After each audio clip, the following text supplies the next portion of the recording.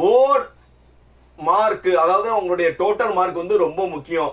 இப்போ வந்து for example வந்து ஸ்டேட் போர்டில் வந்து 600க்கு இருக்கு, ஒரு சில போர்டில் 500க்கு டோட்டல் இருக்கு.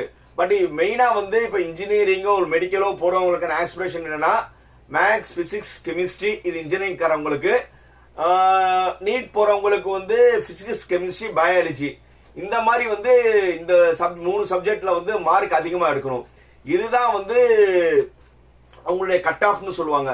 ஸோ இந்த கட் ஆஃபுக்கு வந்து மெயினாக என்னன்னா உங்களுடைய +2 ஓட போர்டு தான், புரியுதா? இப்போ நீட்டுக்கு தனியாக வந்து என்ட்ரன்ஸ் வந்துருச்சு. அது போக வந்து மெடிக்கல் லேட்டருக்கான நீங்கள் நிறைய இதுக்கு போகணும்னா வந்து உங்களுடைய +2 ஓட மார்க் தான் ரொம்ப முக்கியம்.